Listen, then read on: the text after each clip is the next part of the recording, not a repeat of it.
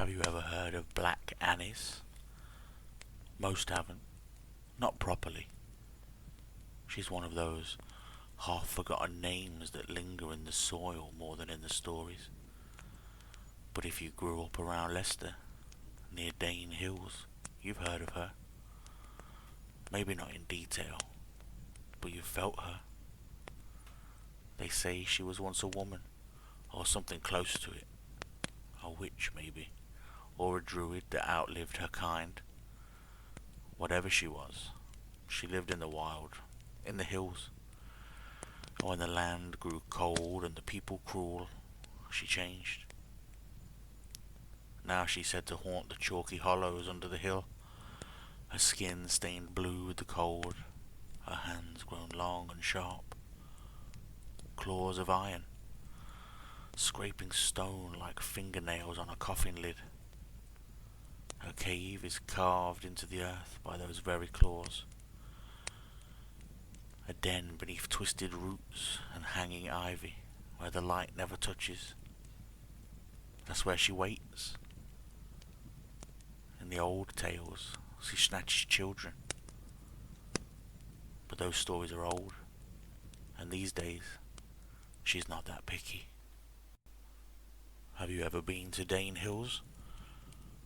Not the nice bit, not the dog walking path or the park where people go to watch fireworks.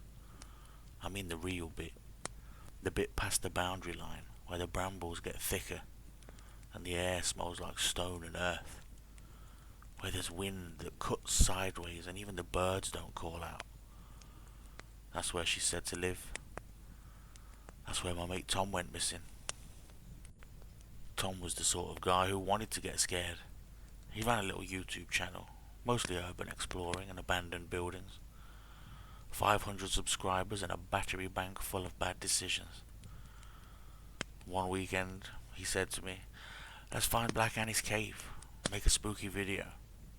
I couldn't go, you see, shift work. So he went alone.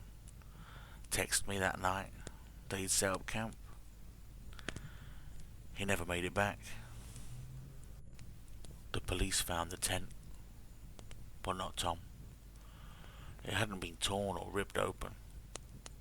It was like it had been peeled, like something scraped its way in from the ground up carefully, slowly with claws.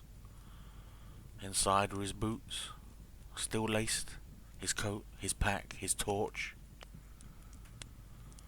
But no phone, no Tom. They said it might have been a wild animal, but there's nothing big enough in those woods. Tom's mum got a package 3 days later. Plain brown paper, no postage, just left on her doorstep. Inside was a strip of denim, like from his jacket, and inside that, a human fingernail, frostbitten, blue. The police thought it was a prank until they read the inside of the box lid. One sentence, scratched in deep, jagged lines. "You left it open."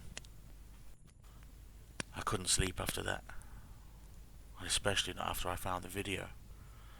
It had auto-backed up to his cloud account. Just one clip, grainy, night vision. It was from inside the tent, wind pressing the fabric, then the noise. Soft, like something dragging iron over stone, like fingernails on teeth. And then the voice. A low, quiet voice, a woman's, right next to the microphone. "Let me in. I'm cold." Do you know what most people have forgot about these stories? They think monsters crash in screaming, that they roar, break glass, chase you. But the worst ones, the old ones, they don't move like that. They wait. Black Annis doesn't knock. She doesn't rage. She scrapes a little closer every night from under your porch, behind your walls, from under your crawl space. She's patient. She watches. And when you finally stop fearing her, when you leave a window open or forget to bolt the door, that's when she slips in. Not all at once, just a fingertip, then a hand, then breath on your cheek. I haven't told anyone. I barely sleep now. But some nights, when the wind dies and the trees stop moving, I can hear her in the attic, behind the skirting boards, under the floor. Just that sound. Not angry, not rushed, just steady. Like she's carving her way in. Like she knows where I sleep. And the worst part, it's not the sound that scares me anymore. It's when it stops. Because when the scraping goes quiet, when the wind dies, and when the night turns still and absolutely silent, that's when she's listening, waiting to hear if you're awake, or if you've drifted off, if you've let your guard down. So if the night ever feels too quiet, if the air goes still and the silence feels like it's pressing on your cheek, don't speak, don't breathe, and whatever you do, don't listen too hard. Because once you hear her, you'll never stop. And once she hears you, she'll know you're ready.